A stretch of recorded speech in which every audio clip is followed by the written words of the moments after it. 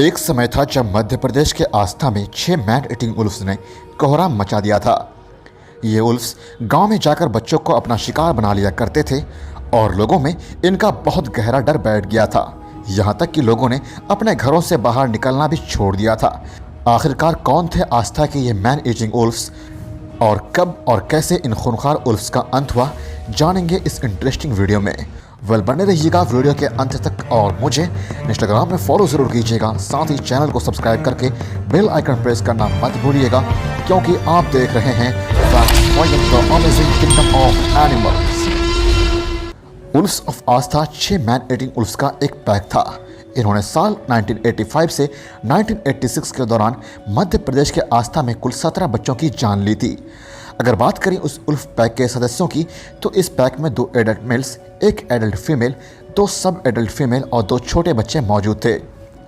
शुरुआती दिनों में ऐसा माना जाता था कि आस्था में इन मौतों की जिम्मेदार कोई अकेला उल्फ ही है, लेकिन बाद में यह पता चला कि यह तो उल्फ्स का पूरा परिवार था।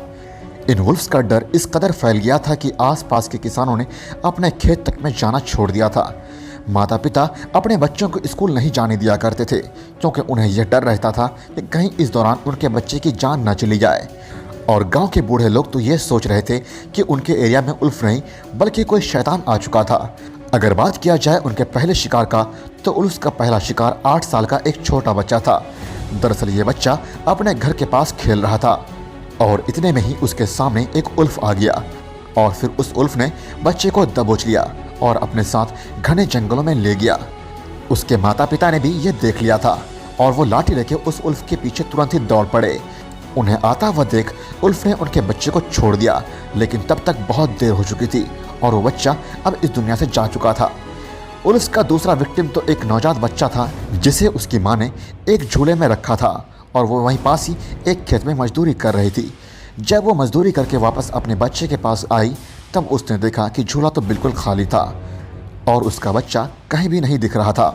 सबका शक उल्फ पे ही था और फिर सारे गांव वाले मिलके जंगल में गए, जहां एक जगह पर उन्हें खून के छींटे भी नजर आए और फिर थोड़ा और अंदर जाने के बाद उन्हें उस बच्चे के खून से सने हुए कपड़े भी मिले। इसके बाद कुछ वन अधिकारियों ने भी अपनी तरफ से खोजबीन की और इस दौरान उन्हें यह पता चला कि बच्चा जहां से उठाया गया था वहां एक बड़ा मेल उल्फ भी आया था। इसके बाद और भी जाने गई और अब पानी सर के ऊपर जा चुका था, जिसके बाद सरकार ने कुछ शिकारियों को उल्फ्स को मारने के लिए तैनात किया और बहुत सारे पुलिस वालों को भी आसपास के इलाकों में गश्त लगाने के लिए खड़ा किया। पर इन तमाम कोशिशों के बाद भी उल्फ्स का आतंक यूं ही जारी रहा और बच्चों की मौत की खबरें ऐसी ही आती रही। इन सब नाकामियों के बाद एक किसान जिसका नाम डॉक्टर हैदर था, वो अकेले ही उल्फ्स को खोज में घने जंगलों में निकल गया। बहुत देर अकेले चलने के बाद उसे एक बड़ी सी गुफा दिखी, जिसमें उसे उसके 2 छोटे बच्चे दिखे। हैदर के मन में एक आइडिया आया और वो तुरंत ही पास के गांव में मदद मांगने के लिए चला गया। गांव के मुखिया राजा राम उसकी मदद करने को तैयार हो गए और वैसे भी इस गांव के लोगों को जाल बिछाने का पहले से एक्सपीरियंस था। जिसके बाद इन्होंने उल्फ्स के बच्चों को एक जगह पर रखकर उससे थोड़ा आगे एक बड़ा सा गड्ढा कर दिया और काफ़ी देर बाद जब उन बच्चों की माँ वहाँ आई और अपने बच्चों को इस हालत में देखी, तो वो सीधा उनके तरफ दौड़ी, लेकिन फिर वो सीधा उस गड्ढे में जाकर गिर गई और फिर गांव वालों ने तुरंत ही उसकी जान ले ली। उस उल्फ के 2 बच्चों को गांव वालों ने ही अपना लिया। बाद में जब उस उल्फ के पेट को चीर कर देखा गया तो उसमें इंसानों की हड्डी और बाल दिखे और इसके बाद ये बात सबको मालूम हुई कि इन सब हत्याओं का कोई एक ही उल्फ जिम्मेदार नहीं था, बल्कि एक पूरा का पूरा टीम मिलकर काम कर रहा था। कुछ दिनों के बाद एक साधु पे भी उल्फ्स ने हमला कर दिया था, जो कि शिव जी के मंदिर के बाहर सो रहे थे। लेकिन वो साधु बाबा ने किसी तरह से अपनी जान बचा ली, लेकिन उसमें उन्हें कुछ चोटें भी आई थी। इसके कुछ दिनों के बाद भोपाल का एक हंटर, जिसे शहजादे कह के बुलाया जाता था, उसे कुछ किसानों ने अपनी मदद करने के लिए बुलाया। जब शहजादे गांव में आए तब उसी वक्त एक उल्फ ने एक भेड़ के बच्चे का शिकार कर लिया था।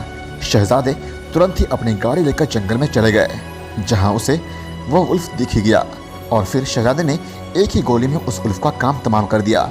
इसके बाद शहजादे को इनाम के रूप में 2000 रुपये दिया गया और इसके साथ ही उसे पुलिस में इंस्पेक्टर की नौकरी भी ऑफर की गई, लेकिन उसने उस नौकरी को रिजेक्ट कर दिया। इसके कुछ दिनों के बाद एक बार भोपाल के मिनिस्टर कहीं जा रहे थे और तभी उन्होंने और उनके बॉडीगार्ड यादव ने 2 आखिरी बचे उल्फ्स को देखा, लेकिन वो उन्हें मार ना सके। लेकिन फिर बाद में यादव ने ही एक फीमेल वुल्फ को जान से मारा जो कि भेड़ों का शिकार करने के लिए आई हुई थी। जनवरी 2 1986 में एक दिन यादव राम सिंह नाम का एक आदमी और कुछ लोग आखिरी उल्फ को ढूंढने निकल पड़े। जहां पे उल्फ्स सबसे ज़्यादा एक्टिव रह सकते थे वहीं पर उन्होंने एक जाल बिछाया। उन्होंने वहां एक बच्चे के पुतले को रखा और उसे असली बच्चे के पहने हुए कपड़े भी पहनाए। फिर उन लोगों ने बच्चे के रोने की आवाज़ भी निकाली। यह रात का समय था और सब लोग पीछे झाड़ियों में छुपे हुए थे। फिर काफ़ी देर बाद अकेला उल्फ उस बच्चे के पास आ गया और तभी उस पर शॉटगन से कई गोलियां चलाकर उसे मार दिया गया। वो उल्फ अब तक के उल्फ में सबसे बड़ा था और ये तो पक्का था कि वो अपने प्राइम में था, लेकिन आज तक ऐसा पता नहीं चल पाया है कि आखिर क्यों ये उल्फ मैन ईटर बन गए थे, क्योंकि किसी भी उल्फ को चोटिल नहीं पाया गया था जिसकी वजह से वो इंसानों को अपना शिकार बनाते। उस उल्फ के मरने के बाद मैन ईटिंग उल्फ्स ऑफ आस्था का अंत हो गया और सब कुछ एक बार फिर से नॉर्मल हो गया। गाइज, ये थी कहानी द मैन ईटिंग उल्फ्स ऑफ आस्था। आपको अच्छी लगी तो लाइक ज़रूर कीजिएगा और कमेंट में मुझे बताइए कि अगली वीडियो आप किस टॉपिक पर देखना चाहते हैं और मुझे इंस्टाग्राम में फॉलो करना मत भूलिएगा। Thank you so much guys.